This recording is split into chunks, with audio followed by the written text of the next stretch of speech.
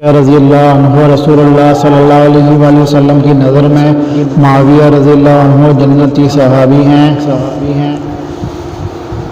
عمیر بن اسود رحمۃ اللہ علیہ نے حدیث بیان کی کہ وہ عبادہ بن صامت رضی اللہ عنہ کی خدمت میں حاضر ہوئے۔ آپ کا قیام ساحل حمص پر اپنے ہی ایک مقام میں تھا اور آپ کے ساتھ آپ کی بیوی ام حرام رضی اللہ عنہ بھی تھی۔ عمیر نے بیان کیا کہ ہم سے ام حرام رضی اللہ عنہ نے بیان کیا کہ میں نے نبی کریم صلی اللہ علیہ وآلہ وسلم سے سنا ہے، آپ صلی اللہ علیہ وآلہ وسلم نے فرمایا تھا کہ میری امت کا سب سے پہلا لشکر جو بحری سفر کر کے جہاد کے لیے جائے گا اس نے اپنے لیے جنت واجب کر لی۔ ام حرام رضی اللہ عنہ نے بیان کیا کہ میں نے کہا تھا یا رسول اللہ کیا میں بھی ان کے ساتھ ہوں گی؟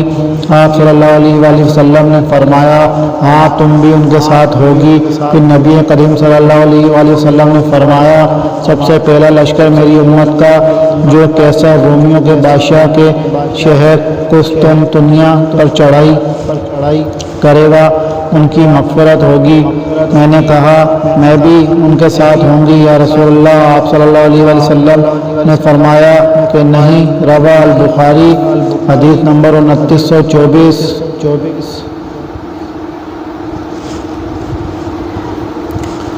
نوٹ: اس حدیث میں جو لفظ ہیں ان کے لیے واجب ہو گئی۔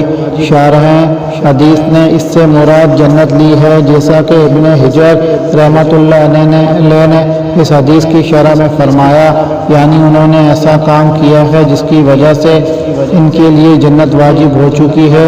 ابن حجر رحمۃ اللہ علیہ فتح الباری کے اندر اس حدیث کی شرح میں فرماتے ہیں کہ مولوی رحمۃ اللہ علیہ نے فرمایا اس حدیث میں حضرت معاویہ رضی اللہ عنہ کی فضیلت ثابت ہوئی کیونکہ سب سے پہلے سمندر میں سوار ہو کر جہاد انہوں نے کیا، جبکہ بخاری اور مسلم میں اس روایت کے الفاظ انداز میں بھی ملتے ہیں۔ رسول اللہ صلی اللہ علیہ وآلہ وسلم ام حرام رضی اللہ عنہ کے ہاں تشریف لے جایا کرتے تھے۔ یہ انس رضی اللہ عنہ کی خالہ تھیں جو عبادہ بن صامت رضی اللہ عنہ کے نکاح میں تھیں اور آپ صلی اللہ علیہ وآلہ وسلم کے محرمات میں سے تھیں۔ جو عبادہ بن صامت رضی اللہ عنہ کے نکاح میں تھیں، آپ صلی اللہ علیہ وسلم کے محرمات میں سے تھیں۔ بعض نے کہا آپ کی رضائی خالہ تھیں، بعض نے بولا کہ آپ کے والد یا دادا کی خالہ تھیں۔ ایک دن رسول اللہ صلی اللہ علیہ وسلم تشریف لے گئے تو انہوں نے آپ صلی اللہ علیہ وآلہ وسلم کی خدمت میں کھانا پیش کیا اور آپ صلی اللہ علیہ وآلہ وسلم کے سر کی کھجلی نکالنے لگیں۔ اس دوران میں آپ صلی اللہ علیہ وآلہ وسلم سو گئے۔ جب بیدار ہوئے تو آپ صلی اللہ علیہ وسلم مسکرا رہے تھے۔ ام حرام رضی اللہ عنہ نے بیان کیا میں نے پوچھا یا رسول اللہ کس بات پر آپ ہنس رہے ہیں؟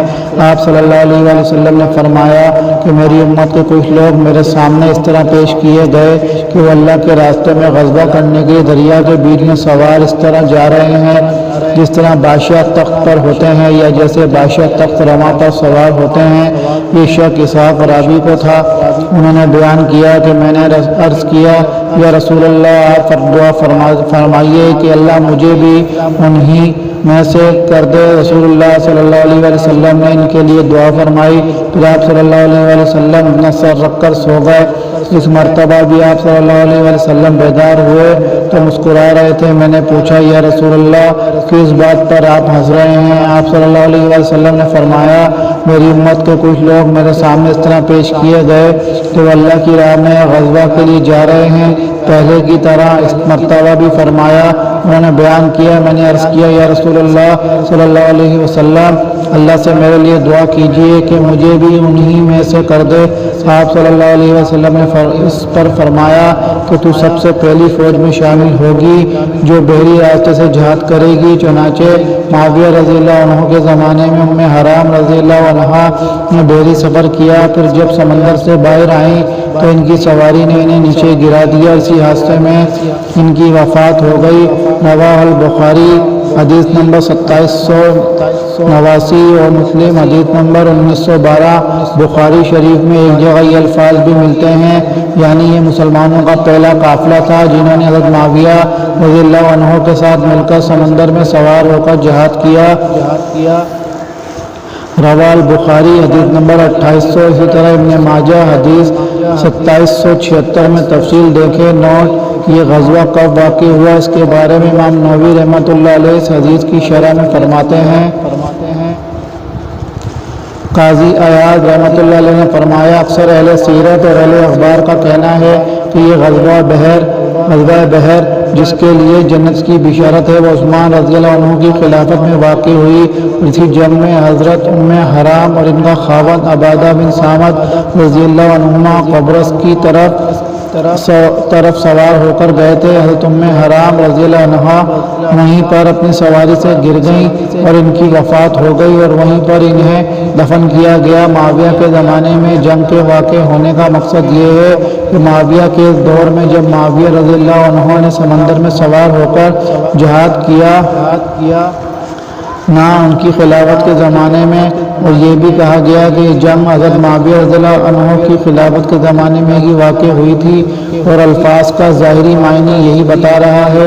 काल अबुल कासिम अल तैमी रहमतुल्लाह अलैह, इमाम अबुल कासिम तैमी रहमतुल्लाह अलैह ने फरमाया, उलमा सल्फ ने फरमाया, हम गवाही देते हैं कि मुआविया रज़ियल्लाहु अन्हु अहले जन्नत में से हैं। अल-हिज्जत फी बयानुल मुहज्जत जिल्द नंबर 2 सफ़ा नंबर 282। इमाम अबुल कासिम तैमी रहमतुल्लाह अलैह ने ये अहले सुन्नत का इत्तफ़ाक़ी नज़रिया ज़िक्र फरमाया है, जो कि दुश्मनाने मुआविया रज़ियल्लाहु अन्हु के लिए काबिल फ़िक्र बात है। नोट, इत्तफ़ाक़ी तौर पर हज़रत मुआविया रज़ियल्लाहु अन्हु इस काफ़िले में मौजूद थे जिसके लिए जन्नत की बिशारत है, लिहाजा इनका जन्नती होना यकीनी है। बहम्दुलिल्लाह।